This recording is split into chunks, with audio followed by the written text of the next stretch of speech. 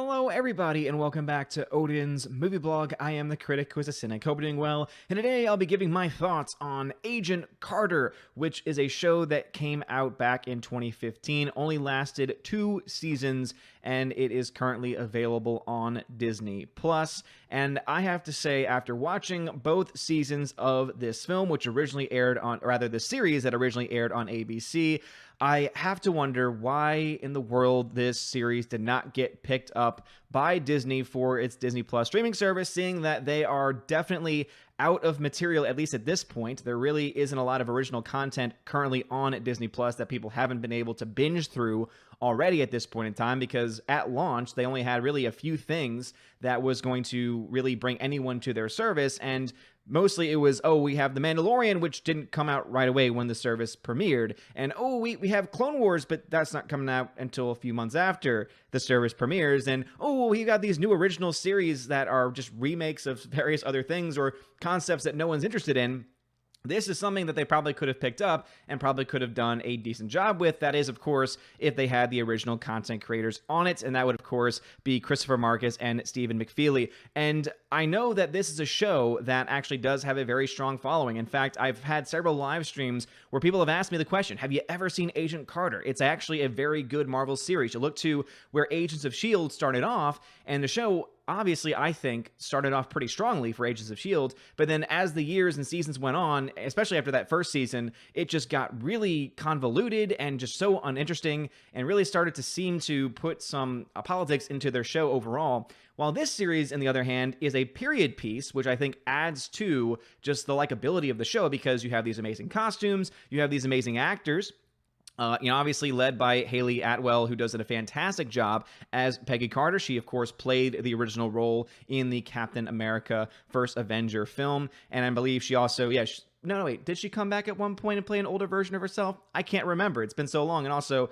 gosh, the MCU is so terrible now. But with all that being said, it just truly is a strong show.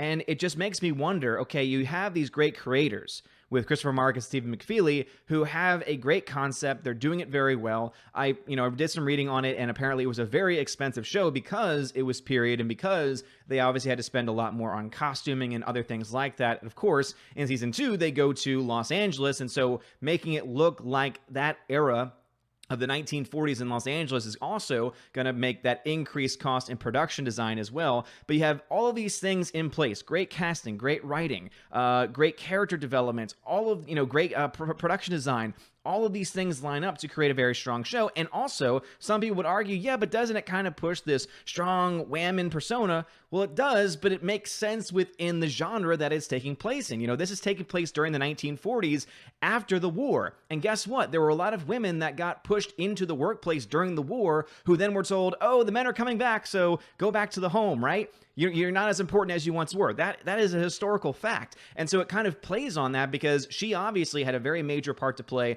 during the war, but now it's post-war, and so now the men are like, yeah, you know what, you go ahead and you take care of all this ancillary stuff. You go ahead and file some papers for us, take our lunch orders, things like that. And so it makes complete sense within the time period that it's taking place in. What drives us crazy, of course, is this forced diversity and this forced understanding, this identity politics that is plaguing so much of our modern content, because what they do instead is they say, oh, it's 2019, it's 2020, and this stuff's still going on, even though you look to a show like this and you realize, no, this is actually based in historical fact. This is what it would have been like during that time period. In fact, I love the first season because they deal with this one hotel where it's all women. And in fact, there's whole rules that are done. I love the woman that plays the person that's in charge of everything. No men above the first floor. And it's just very interesting because I imagine that there were places like that where you had a lot of single women who were in a position where they were also trying to figure out their place in the world after the war, and they needed a place where they could essentially be safe. And so to have this place where they're all together all at the same time just makes sense. As I said, a lot of the things in here that if they were to set this in 2019, 2020 would be reasons for us to say, okay, this is ridiculous, makes complete sense for the time period that this takes place in. And so I just have to get that out of the way. And just again, the casting on this is so freaking fantastic. Haley Atwell plays Peggy Carter. She's fantastic. James Darcy plays Edwin Jarvis. And that's right, it's a name that you should recognize. Does an amazing job. Like seriously, fantastic acting from him. And then you also have someone Well, actually, I've known of for a little while now. It's Enver, and I don't know how to pronounce his last name. I say I known about him for a while, but I don't know how to pronounce his last name. But I just mean that I've recognized him in other series because he was in a series called Dollhouse that was done by I was going to say Will Wheaton, but it's not. It's oh my goodness gracious. I freaking hate when I lose, and I'm sure everyone's like, oh my gosh, I can't believe that you forgot. But it's the creator of Firefly as well.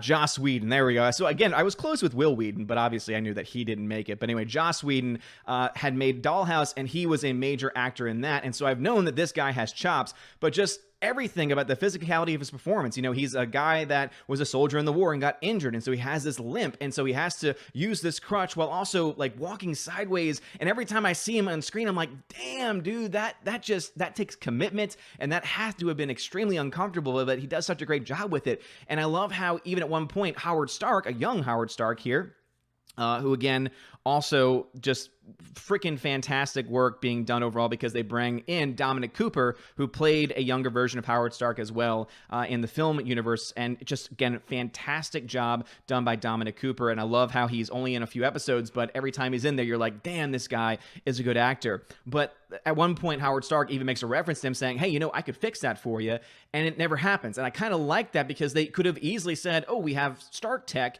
and we can fix this injury, and so that way the actor doesn't have to worry about it anymore. But the actor had it all the way through. And so it's really sad too, because the series ends on a cliffhanger where something major happens to one of the lead characters, and you don't know exactly what the what the completion of that character's arc is going to be. Is that person going to have, is that person still alive? Is that person needing major surgery? Again, we really don't know what's going on with that person. But I can say this much: this is a show I can highly recommend. The first season, I think, is stronger than the second season when they go to LA.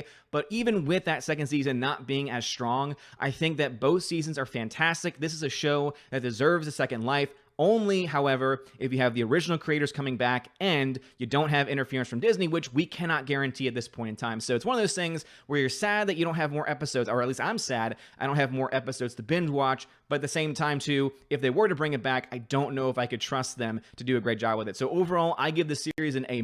I think it is very strong. I like it a lot better than Agents of S.H.I.E.L.D. because there's only 2 seasons. They didn't have a whole lot of time to mess things up with the overall storytelling and pushing in, political nonsense, etc. I think that they do an excellent job here. They take advantage of the time period that they're set in, and again, acting, production, design is fantastic. But anyway, what are your thoughts about Agent Carter? Have you ever seen the show? Let me know your thoughts about it in the comment section below. If you like this video, smash that like button, hit that subscribe. It helps me out a lot. You're all amazing and beautiful people. Have a wonderful day, and as always, God bless.